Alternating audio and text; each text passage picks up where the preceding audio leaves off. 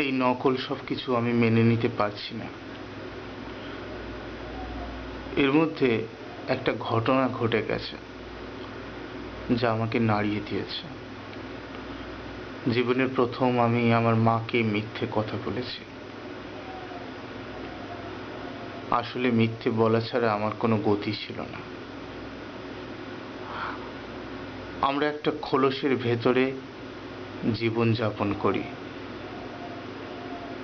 সভ্যবাবু ভদ্রলোকের খোলস। মাকে বলেছি, লোকাল ট্রেনের দরজার সামনে দাঁড়িয়েছিলাম।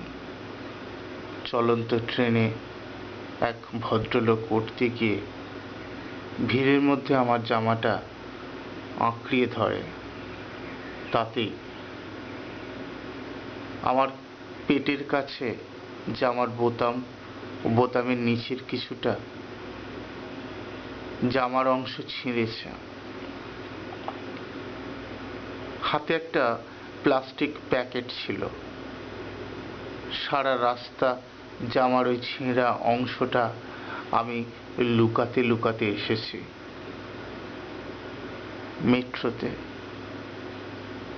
জীবনভর আমরা এভাবে আড়াল করে চলেছি নিজেদের কত অপকর্ম। মনের ভেতর অনেক শক্তি সঞ্চয় করেছি সারা রাস্তায় মাকে সত্যিটা বলবো।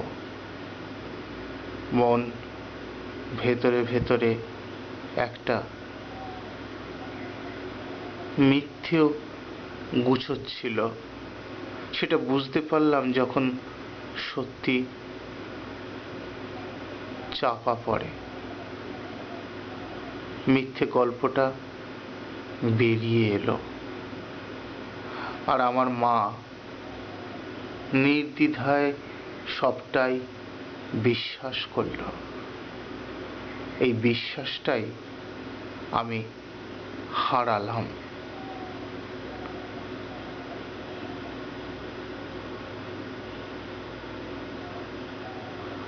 পাবলিকলি বলে দিচ্ছি, হয়তো কিছুটা প্রায়শ্চিত্ত হবে, না হওয়াই ভালো।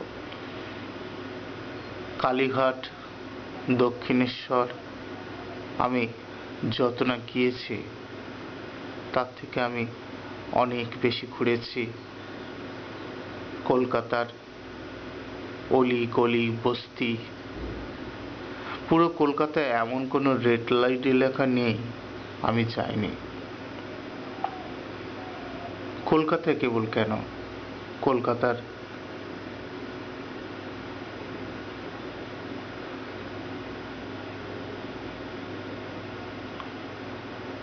সংলগ্ন ডক, বস্তি, মাফিয়া এলাকা,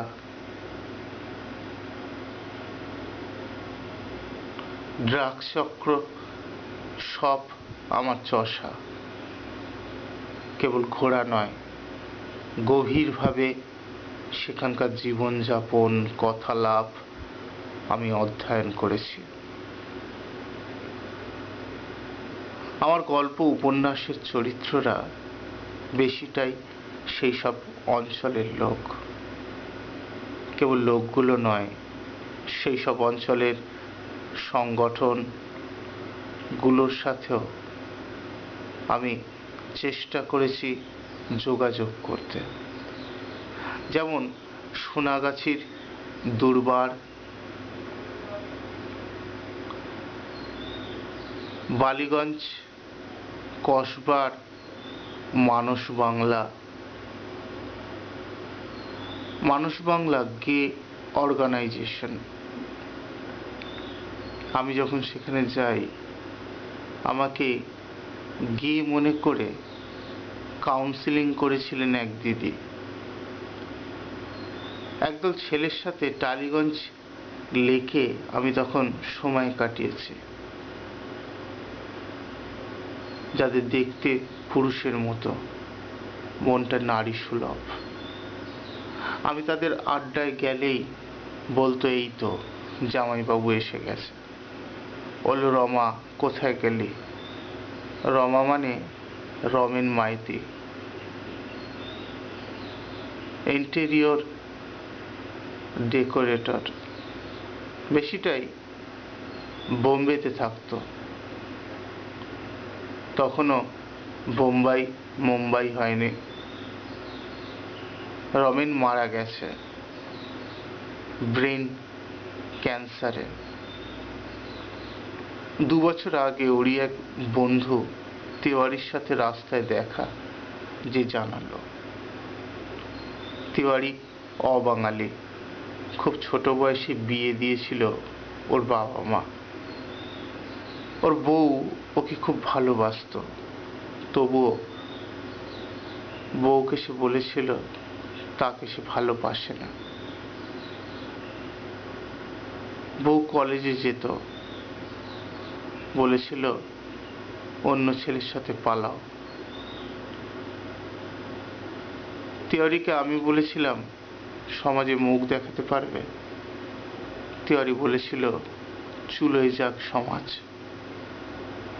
মেয়েটাকে সে ঠকাতে পারবে না।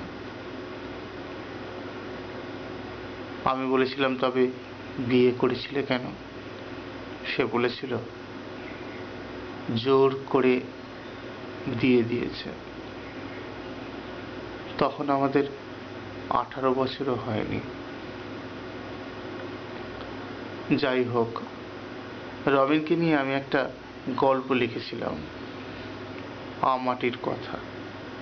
গল্পটা তখনও প্রকাশিত হয়নি। আমার বন্ধু অরিন্দম ঘোষ বলল চিত্রনাট্য করো। করলাম। একটা স্বল্পদৈর্ঘ্যের ছবিও তৈরি হলো। পুরো ছবিটার অলিখিতভাবে পরিচালক ছিলাম আমি। এমনকি অভিনেতা নির্বাচন, সেটিং, কোন দৃশ্যে ব্যাকগ্রাউন্ড মিউজিকটা কীরকম হবে, তার ইনস্ট্রুমেন্ট নির্বাচন বা সঙ্গীত বিন্যাস সবটাই আমি করেছিলাম। এডিটিংয়ের সময়ও একদিন ডেকেছিল, গিয়েছি। অরিন্দম জানায়নি কলকাতা চলচ্চিত্র উৎসবে ছবিটা নির্বাচিত হলে। অন্যের মুখে জেনেছিলাম ছবিটা কলকাতা চলচ্চিত্র উৎসবে স্বল্পদৈর্ঘ্যের ছবির মধ্যে দেখানো হয়েছিল। দেখেছিলাম ছবির ক্রেডিটে অরিন্দম চিত্রনাট্যকার হিসেবে আমার নামের পাশে তার নাম সেটেছে, অথচ পরিচালকের জায়গায় তার পাশে আমার নাম নেই। তিনি এক লাইনও না লিখে চিত্রনাট্যকার হলেন, অথচ পরিচালনা করেও আমি পরিচালকের সম্মান পেলাম না। দ্বিতীয়বার ছবি দেখানো হলো। অরিন্দম বলেছিল তাদের নাকতলা সিনে ক্লাবে দেখানো হবে। মালঞ্চ সিনেমার সামনে দাঁড়িয়ে লিখে দিয়েছিলাম ও কি বক্তব্য রাখবে। পরে জানতে পারলাম এক ফরেন অর্গানাইজেশন দেখিয়েছে তার ছবি। সে দিব্যি মিথ্যে কথা বলেছে। এই তো বন্ধু, এই তো মানুষ। আমাটির কথা নিয়ে রবীন্দ্র বলল একটা পূর্ণদৈর্ঘ্যের সিনেমা করবে।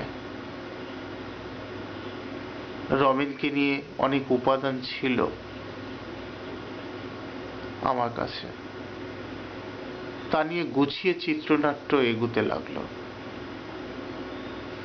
ধর্মতলায় কফি হাউসে কফি খেতে খেতে চিত্রনাট্য শোনাতাম রবীন্দ্রকে। একদিন লেখা শেষ হলো। রবীন্দ্র 100 টাকা দিয়েছিল কাগজ কিনতে আর একটা পার্কার পেন। বলেছিল ভালো কাগজ আর ভালো পেনে লিখলে ভালো লেখা বেরায়। আরো বলেছিলেন কোনো লেখাই ফেলা যাবে না। দামি পেনে আর দামি কাগজে আমি জীবনে কোনো দিন লিখিনি, তবে কোনো শ্রম যে ফেলা যায় না তা বুঝলাম। আমাটির কথা আমার দ্বিতীয় উপন্যাস হয়ে উঠেছে। ঈশ্বর চাইলে সিনেমাও বানাবো। সেসব কথা যাক, আমার বীজ ধান গল্পটি যারা পড়েছেন তারা জানেন সোনাগাছির এক কিশোরীর বেশ্যাপাড়ার দুর্গন্ধময় আবর্জনার স্তূপের ভেতর থেকে যেন পাঁকের মধ্যে থেকে পদ্ম হয়ে ফোটার গল্প। গল্পটা কাল্পনিক, কিন্তু নিষিদ্ধ পল্লীর রাতের প্রতিটি ধেড়ে ইঁদুর আমার চেনা। চেনা মদের ঝাঁঝালো গন্ধের সাথে পচা ভাত, বেশ্যাপাড়ার গন্ধ আমার পরিচিত। পরিচিত সে পাড়ার রাত জাগা পরীরাও। উত্তর কলকাতার এ পাড়ার প্রতিটি রাস্তা আমি হাতের তালুর মতো চিনি। অনেকদিন পর গিরিশ পার্ক গেছিলাম একটা কাজে, আর কাজের পর বেরিয়ে পড়লাম পাড়াগুলো ঘুরে দেখতে। হয়তো কিছু উপাদান অপেক্ষা করে আছে আমার জন্য। দুপুরবেলা সোনাগাছির প্রস্টিটিউট পাড়াটা ঘুরছিলাম। গলির মধ্যে 2-3 জন মহিলা আমাকে ভাগাড়ের গরুমোরা মনে করে শকুনের মতো জুড়ে বসল। হাত ধরে টানাটানি শুরু করলেন খরিদ্দার মনে করে। চলেন বাবু, কে কার ঘরে নিয়ে যাবে এই নিয়ে প্রতিযোগিতা। আর এদের এই দড়ি টানাটানি থেকে বিরক্তি প্রকাশ করে ছিটকে নিজেকে বার করে আনতে গিয়ে জামাটা ছিঁড়ল।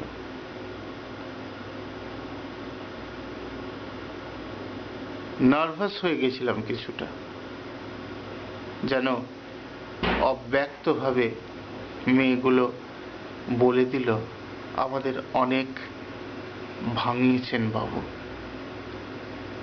আর তারই শাস্তি চিহ্ন এঁকে দিল আমার জামা ছেড়ে। কিন্তু এ কথা মাকে বলি কিভাবে?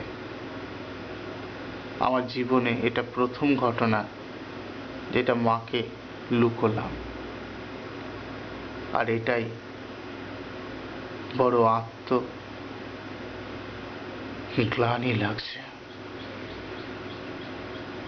সেটা হয়তো বড় কথা নয়, বড় কথা আমিও ভয় পাই সম্মান হারাবার, বিশ্বাস হারাবার। আমিও ভদ্রলোকের খোলসের ভেতর থাকতে ভালোবাসি।